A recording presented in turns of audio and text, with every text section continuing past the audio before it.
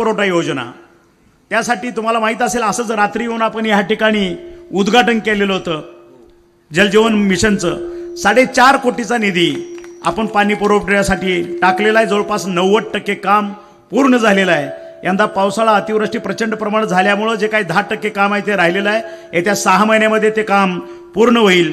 दवाखान्याची दुरुस्ती असेल 10 लाखाचं, पुन्हा स्ट्रीट लाईट 10 लाख, पुन्हा अभ्यासिका 7 लाख, मुस्लिम स्मशानभूमी 10 लाख, हिंदू स्मशानभूमी 10 लाख आणि प्राथमिक आरोग्य केंद्र नवीन इमारत मंजूर. पारगाव जनकापूर रस्ता 30 लाख रुपये, पवार वस्ती 10 लाख रुपये, पारगाव ते हातोला 5 लाख रुपये, बाराती वस्ती 10 लाख रुपये. हे झाली शासकीय कामं. शासकीय कामाशिवाय सुद्धा जे आपल्या वाशी तालुका असेल, भूमा असेल, परांडा असेल, गेल्या 100 वर्षामध्ये जे संकट आलं नव्हतं तो महाप्रलयाचं संकट आपल्याला आलं.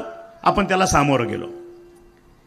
आणि मग जे माझ्या सहकार्याने जे काय प्रश्न उपस्थित केले विरोधकांना, एकमेकावरती एक चिखलफेक करणं, ह्याला मी फारसं महत्त्व देत नाही.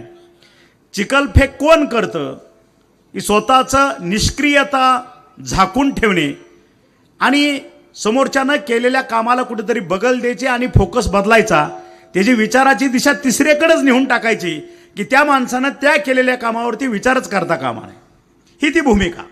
आणि म्हणून त्यांनी केलेले आरोप समोरच्यानी किंवा त्यांनी केलेले एखादं ॲलिगेशन्स असेल ह्याच्यावरती आपल्याला उत्तर द्यायची गरज नाही, कारण आपलं काम बोलतंय.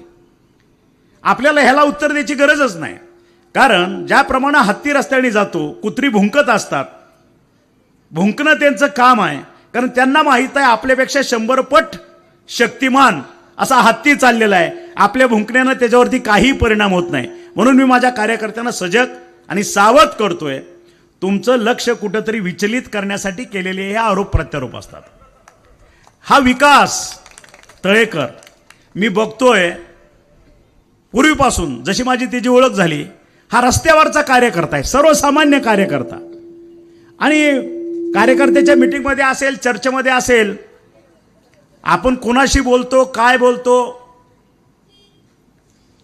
कुठल्या पद्धतीनं कितपत आपली मागणी किंवा गोष्ट मांडायची असते ह्याचं सुद्धा त्याला भान राहत नाही, कारण जनतेवरचं त्याचं नितांत प्रेम आहे. अतिशय पोटतिडकीनं तो विषय मांडत असतो आणि एखाद्या कामाच्या मागं लागला तर तो सुसाट तो काम पूर्ण होईपर्यंत कधीही थांबत नाही, हा त्याचा गुण आहे. आणि म्हणून त्याला मागच्या वेळेस या सगळ्या तिन्ही आपल्या सर्कलमधून त्याला संधी मिळाली जनतेची सेवा करायची, आणि आज त्याचं फलद्रूप आपण आज त्यांच्या सौभाग्यवती यांना जिल्हा परिषदेमध्ये पाठवण्याचा निर्धार केला आहे. मला वाटतं आम्ही केलेला नाही, हा जनतेनं निर्धार केलेला आहे असं मला वाटतं. कारण गेल्या 9 वर्षामध्ये जो गॅप होता, ग्रामपंचायतचे सदस्य झाले, ग्रामपंचायतचे सरपंच झाले, इथपर्यंत ठीक आहे. पण मधला जो विकास जिल्हा परिषदेच्या माध्यमातून आपल्या गावापर्यंत विकासाची गंगा येते, तेच कुठेतरी ब्रेक होऊन गेलेलं होतं. आपण जिल्हा परिषदेची कामं सांगायची कुणाला, तालुका पंचायतीमध्ये सभापती नाही, त्या ठिकाणी सदस्य नाही, कुणाला बोलायचं, ह्या पद्धतीची गॅप होती. आम्ही निधी टाकायचा, निधी टाकल्यानंतर प्रशासनाच्या हातामध्ये सर्व कारभार जायचा. हे कुठेतरी आता इथून पुढे ते बंद होईल आणि आपले सहकारी धनुष्यबाणाच्या माध्यमातून ह्या ठिकाणी विकासाची गंगा आपल्या शेतकऱ्यांच्या बांधापर्यंत आणि गावकऱ्यांच्या उंबऱ्यापर्यंत पोहोचवण्याचं काम ह्या माझ्या 3 सहकार्याच्या माध्यमातून आपण केल्याशिवाय स्वस्त बसणार नाही, हे वचन मी आज तुम्हाला हे आजच्या व्यासपीठावरनं देतोय. आणि म्हणून मला वाटतं जे काय विविध रस्ते विकासनं सांगितलं की सर हे 4 रस्ते आहेत, बाळूनही सांगितलं, ह्या 4 रस्त्याची नितांत गरज आहे.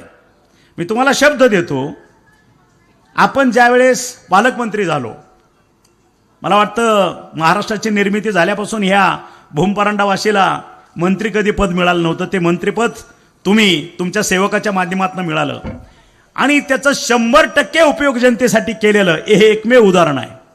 तुम्ही बघितलं असेल, अतिवृष्टी झाल्यानंतर मी माझ्या सहकार्याच्या माध्यमातून गावोगाव फुल ना फुलाची पाकळी, माझे किट असतील, 1 अर्धा किलो धान्य असेल, 1 ग्रॅमभर धान्य असेल, एखादी पाण्याची बाटली असेल, तळमळीनं त्यांच्यापर्यंत पोहोचवण्याचं काम मी माझ्या सहकार्याच्या माध्यमातून केलं.